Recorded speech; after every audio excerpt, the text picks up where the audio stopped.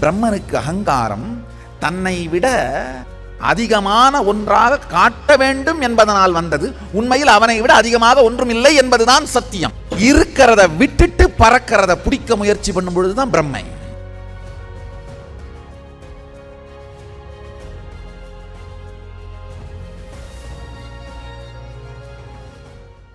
ஆழ்ந்து புரிந்து கொள்ளுங்கள். பிண்டாண்டத்தின் தெளிவை வைத்துக்கொண்டு பிரம்மாண்டத்தின் எதை வேண்டுமானாலும் புரிந்து கொள்ளலாம் என்கின்ற தெளிவு பிரம்மா. அந்த தெளிவை மறக்கும் பொழுது வருவது பிரம்மை.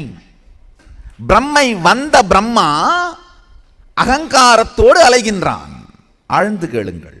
பிரபஞ்சத்தின் அளவி தான் என்கின்ற மறதியினால் பிரம்மனுக்கு அகங்காரம் வருகிறது. அடுத்த சத்தியத்தை கேளுங்கள். மனிதன் பிரபஞ்சத்தின் செயலி. You are the app of the universe. எப்போ நீதான் பிரபஞ்சத்தின் செயலி என்று புரிந்து கொள்கிறாயோ அதுதான் மிகப்பெரிய செல்வம். பிரபஞ்சத்தையே இங்க உட்கார்ந்து ஆபரேட் பண்ணிட முடியும் அப்படின்றதான் செல்வம். அதுதான் விஷ்ணு. பிரபஞ்சத்தையே இங்க உட்கார்ந்து ஆபரேட் பண்ணிட முடியும்ன்ற அறிவு தான் விஷ்ணு. அது மறக்கும் பொழுதுதான் விஷ்ணுவுக்கும் பிரம்மை பிடித்து மாயையிலே அலக்ஷ்மியிலே அலைகின்றார். ஆழ்ந்து புரிந்து கொள்ளுங்கள். பிரபஞ்சத்தின் அளவி நாம் என்பதை மறந்த பிரம்மன் பிரம்மை பிடித்தலைகின்றான்.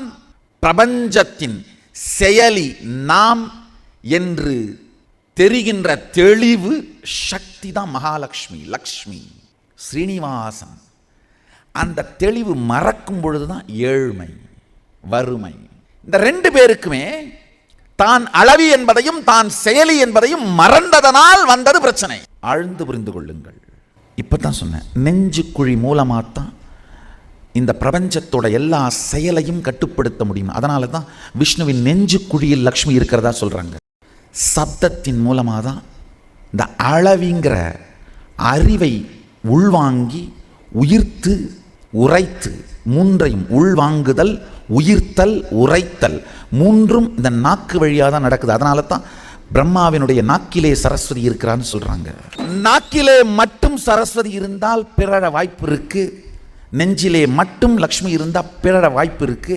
இந்த ரெண்டும் நாம் பிரபஞ்சத்தின் அளவி என்கின்ற அறிவான பிரம்மத்தன்மையும், நாம் பிரபஞ்சத்தின் செயலி என்கின்ற அறிவான விஷ்ணுத்தன்மையும் தனித்தனி இடத்துல மட்டும் இல்லாமல் நம்முடைய பாகமாகவே மாறிடுறது தான் அர்த்தநாரீஸ்வர். கைலாசாவின் திருக்கார்த்திகை தீப திருவிழா 17 நாட்கள் சிறப்பு நேரலை சத்சங்கம் தினந்தோறும் இரவு 8 மணிக்கு.